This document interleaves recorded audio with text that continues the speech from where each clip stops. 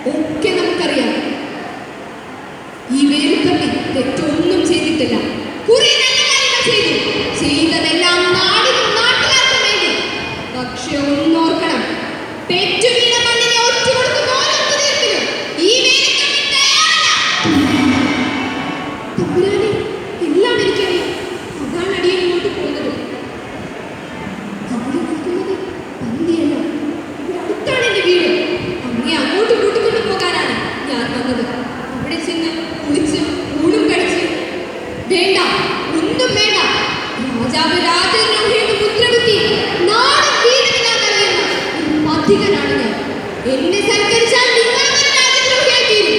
വേണ്ട, പോയിക്കോളൂ, എന്നെ മറന്നേക്കൂ. തമ്പി നാടിനു വേണ്ടിയാണേ മണ്ണടിയെ മറക്കരുതേ.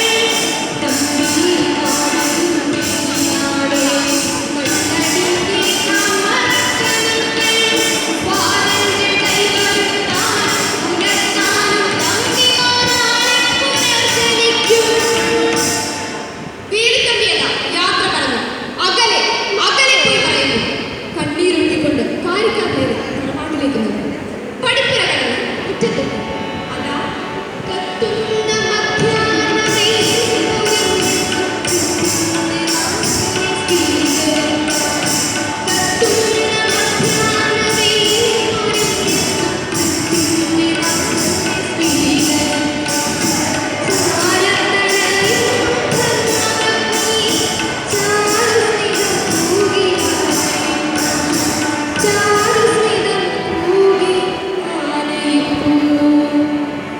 അയ്യോ, തീ പോലുള്ള വെയില്.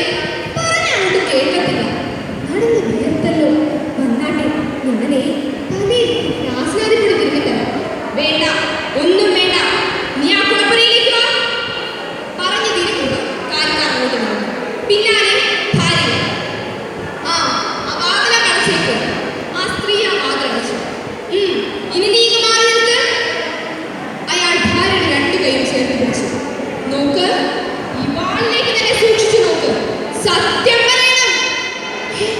എന്താ ഇങ്ങനെ പറയുന്നതനുസരിക്ക്? അങ്ങയുടെ പാദങ്ങളാണ്. ഞാൻ സത്യമേ പറയൂ. നിശ്ചയമായും സത്യം പറയൂ. നിശ്ചയമായും. കള്ളമെന്ന് വന്നാലും എന്നെ കൊല്ലണം. ഇവിടെ വെച്ച് ഈ വാളുണ്ട്. അതെ, അവന്റെ അച്ഛനാണ്. നിന്റെ മകൻ കൊച്ചുകാരാണ് കുട്ടിയുടെ അച്ഛനാണ്. എന്താ ഇപ്പൊ ഇങ്ങനെ ഒരു സംശയം?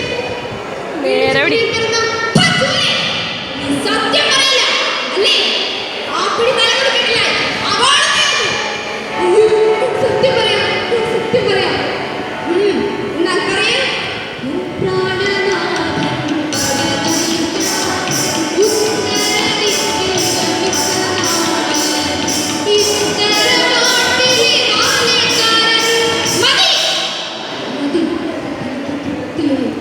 ഇതറിയാനായിരുന്നു ഞാൻ.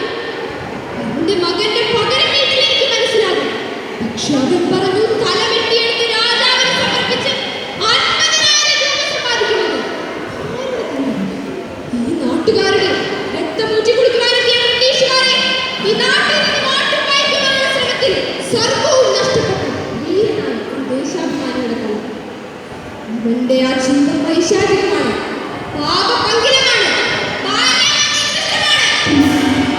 ആ വഴിക്ക് ചിന്തിച്ച നാരായണൻകുട്ടി എന്റെ മകനാണെന്ന് വന്നാൽ പിന്നെ ജീവിച്ചിരുന്നിട്ട് കാര്യമില്ല. വിശ്വാസം, അവൻ എന്റെ മകനല്ല. കൊച്ചു നാരായണൻകുട്ടി എന്റെ മകനല്ല.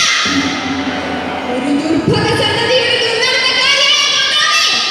ഓ, എന്നെ കണ്ടുനിന്നത് പോ. അന്നൊരു ദിവസം മണ്ണടിയിലെ മുടിചൂടും ഭദ്രകാളിയുടെ ക്ഷേത്രസന്നിധിയിൽ നിന്നും ഒരു ഘോഷയായി. മുന്നിൽ മലപ്പിള്ള കാര്യക്കാരുടെ നേതാവ്, പിന്നിൽ കമാൻഡർ പട്ടാളം, അതിനു പിന്നിൽ കീറിയ തഴപ്പായ കൊണ്ട് മൂടിക്കെട്ടിയ ഒരു ജനഘോഷവും ഏതാനും ആൾക്കാർ. അപ്പോഴും ആ ജനത്തിൽ നിന്നും ചുടുചോര വാർന്നു വീഴുന്നു. ഉള്ളൊരുക്കുന്നതിന്റെ തെക്കാറ്റുന്ന കണ്ണൻപുരത്തിന് ആ യാത്ര അവസാനിച്ചു. അവിടെ കാത്തു നിൽക്കുന്നു തിരുവിതാംകൂറിന്റെ പുതിയ തലവ ഉമ്മിണിത്തമ്പി. ആ ജനത്തിന്റെ മുഖം മറച്ചിരുന്നത് തണുപ്പായ ആരോട് എടുത്തു മാറ്റി. വീടുതമ്പി, തലക്കിഴക്ക് വലിയ വീട്ടിൽ കണക്ക് ചെമ്പതിലാണ് വീടുതമ്പിയുടെ ജനം. ബ്രിട്ടീഷ് പ്രസിഡന്റ് മെക്കാളെ പ്രഭുവിന്റെ ഉത്തരവ്. ഈ ജനം കൈക്കും കാലിനും ചങ്ങലയിട്ട് ഇന്ന് തന്നെ കണ്ണൻ മുളകുന്നിൽ കഴുകി തീർക്കണം.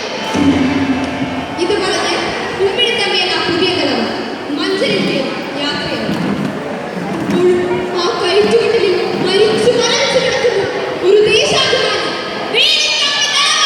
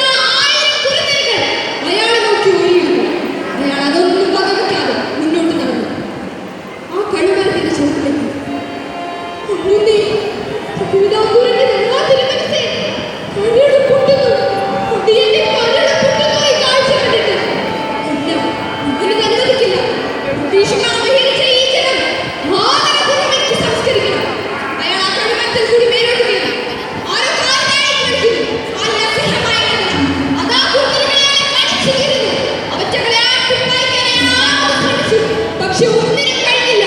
ഒന്നിനും. നേരം പുലർന്നു.